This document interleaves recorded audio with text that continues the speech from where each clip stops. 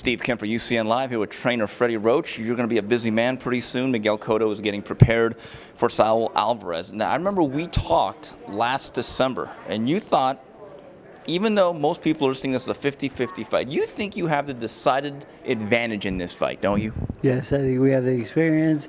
I think he's a young guy. He's a young guy with a big audience, a big female audience.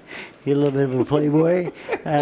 Reports I get from him training at Wildcard West weren't that great, and reports of my guy are great. My guy trains his ass off, and we will beat him down the stretch. Yes. It is interesting. You said that when he was at Wildcard West, what you had been told was, number one, he didn't always show up, and number two, when he did show up, he didn't always give what you would believe to be 100% effort. That's what I was told, at least. The thing is, but then they tried to steal him or something like that. But anyway, the thing is, he was good for Wildcard West, so I was happy about him training there and so forth. But the thing is, I think I have the more experienced guy going into this fight, and I think the first 5 rounds are going to be really tough. But I think as soon as we start breaking him down and get him into late rounds, I think we'll knock him out.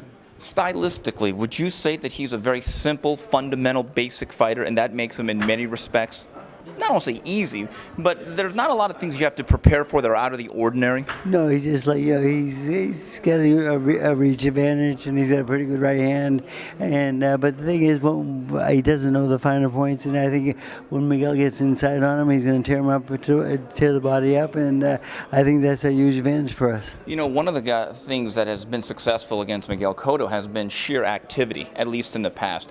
Do you think Canelo, who's basically a methodical fighter, fundamentally sound, as we said, do you think he's active enough to push Miguel in the late rounds, like let's say a Margarito did in their first fight? Yeah, I think he fades in the late rounds. I think he gets tired. I don't think his conditioning is that great. I think that's where we're going to take advantage of him, and I think that's where we will knock him out in the late rounds, I feel. Mm-hmm. The catch weight is 155. At that weight, in your estimation, who is the better puncher at 155, Freddie?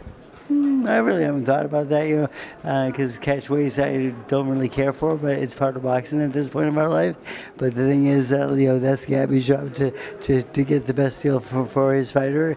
And but the thing is, I really don't catch weight. I'm really not concerned about it and so forth. But I think we're the better puncher in there, more experienced fighter, and I think we have a huge advantage in experience. Freddie, from your perspective as a trainer, the trained eye that you have, has this young man that you're facing, Saul Alvarez, has he gotten any better or changed since getting blanked by Floyd Mayweather 2 years ago? I don't think so. I think he's the same guy.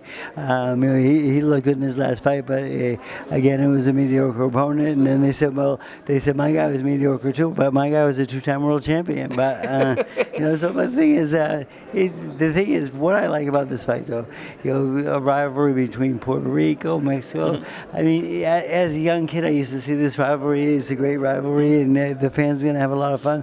This is a big fight out there, and I think this is a great fight for us. So according to Freddie Roach, there are different levels of mediocrity. He wants to make that clear. Freddie, after this media tour, Force City, you're going to be traveling a lot. When do you settle in and start getting into the gym with Miguel at Wildcard?